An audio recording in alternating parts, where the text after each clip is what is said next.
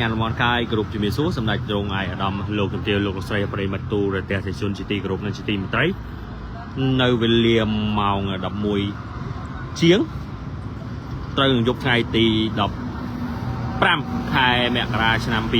2026គឺមានករណីគ្រោះថ្នាក់ចរាចរណ៍មួយកន្លែងស្តាមបដោយនឹងវិថីអង្គការម៉ុងរទ្ធីដែលស្ថិតក្នុងទឹកដីសង្កាត់ភូមិច្រេះសង្កាត់គោកឃ្លៀងខណ្ឌសែនសុខរាជធានីភ្នំពេញគឺយើងឃើញរថយន្តម៉ាកតូយោតាព្រុសពណ៌ទឹកប្រាក់មួយគ្រឿងគឺថាបើកបរដោយនារីរូបស្រស់ម្នាក់គឺថាសង្ស័យថាស្វឹងក៏រេកោតបុកដើមចង្ខុបក៏ដូចជាផ្លាកចរាចរណ៍ជាមួយមួយដើមនៅឯក្រោមឡានប្រិមត្តទូទាំងជនហើយចំណែកឯតកងឡានគឺថាមិញហ្នឹងឡើងរថយន្តមួយទៀតឡើងទៅបាត់ហើយប្រិមត្តទូទាំងជនរថយន្តព្រុសដូចគ្នាប្រិមត្តហើយទីតាំងចំណុចកាត់ហេតុនេះផងដែរ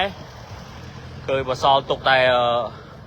រថយន្តបកនៅទីតាំងចំណុចកាត់ហេតុនេះផងដែរហើយសូមបញ្ជាក់នៅទីតាំងចំណុចកាត់ហេតុភាសាទៀតគឺស្ថិតនៅក្នុងទឹកដីតាមបដោយនឹងវិថីអង្គការម៉ុងរទ្ធីដែលស្ថិតក្នុងទឹកដីភូមិច្រេះសង្កាត់គោកឃ្លៀងខណ្ឌសែនសុខរាជធានីភ្នំពេញផងដែរ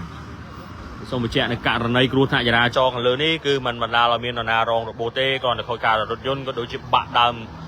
សង្ខុបគេហៅដើមសង្ខុបចំនួនមួយដើមហើយក៏ដូចជាផ្លាកសញ្ញាដឹងផ្លាកអីផ្លាកដូចជាផ្លាកចរាចរណ៍គេដាក់ក្នុងផ្លូវប្រិមិត្តនៅក្រោមឡាននោះយើងមិនអាចប្រចាំងចំបានទេប្រិមិត្តទូទាំងជនដល់រថយន្តសេរីលំនៅម៉ាកតូយោតាព្រុសពណ៌ទឹកប្រាក់មួយគ្រឿងហ្នឹងគឺបើកបរដោយនារីរូបស្រស់ម្នាក់ឥឡូវតកងឡានហ្នឹងគេថាទៅបាត់ហើយប្រិមិត្តបើកបរដោយនារីម្នាក់ណាប្រិមិត្តទូទាំងជនមិនដឹងគាត់បើកបរក្នុងស្ថានភាពបែបម៉េចទេមិនដល់ទីតាំងចំណុចកាត់ហេតុហ្នឹងក៏រេចកោតបុកដើមសង្ខុបក៏ដូចជាផ្លាកដែលគេដាក់បង្ហាញសញ្ញាចរាចរណ៍នៅតាម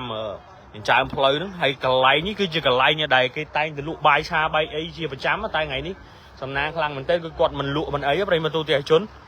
សិននេះគាត់លក់វិញដឹងយ៉ាងម៉េចទេប្រិមត្តនេះឲ្យយើងមកមើលអាផ្លាកនេះអាផ្លាកបកគោលដៃហ្នឹងដឹងផ្លាកអញ្ញាស្អីប្រិមត្តនៅក្រោមកង់រថយន្តក្រោមរថយន្តផ្ទាល់ហើយហ្មងចំណែករថយន្តហ្នឹងគឺថាផ្ទុះបែកពងខាងតកងខាងអីអស់ហើយប្រិមត្តទូទាំងជន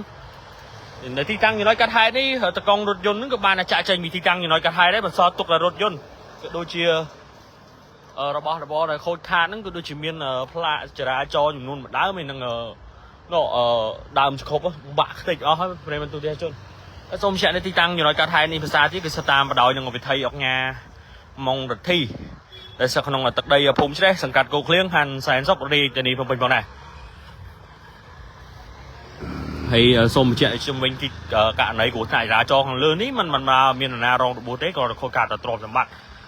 ដូចជារថយន្តក៏ដូចជាផ្លាកចរាចរណ៍ចំនួនដើមនៅក្រោមកង់រថយន្តហ្នឹងប្រិមត្តទូទាំងជនបាទយើងដឹងគាត់បើកបរក្នុងស្ថានភាពបែបណាទេប្រិមត្តហើយយើងទៅមើល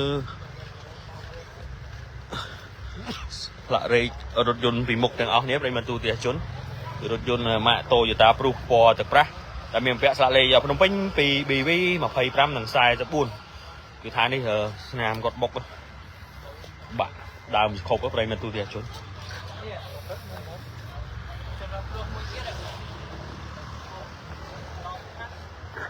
ដងឆាត់មែននោះតែយើងទទួលបានមិនដឹងគាត់បើកបរក្នុងលបឿនបែបមិនទេបុកតាំងពីកែងនោះមកប្រិមិត្តឡើងមកកិច្ចឆនោះខ្ញុំមកកណ្ដោសក្នុងក្រុមការងារសូមបញ្ចប់នឹងការផ្សាយតាមប៉ុណ្្នេះសិនព័ត៌មានបន្ថែមយើងនឹងអាប់ដេតចូលទៅក្នុងក្រុមក៏ដូចជារូបភាពបន្ថែមមកកណ្ដោសក្នុងក្រុមការងារក៏សូមខន្តីបន្ទោសរួមពីពេជ្រតែការតងណាសំរុំក៏សូមខន្តីអភ័យទោសដល់រូបខ្ញុំមកកណ្ដោសក្នុងក្រុមការងារផងមកកណ្ដោសក្នុងក្រុមការងារសូមអរគុណនិងសូមជម្រាបលា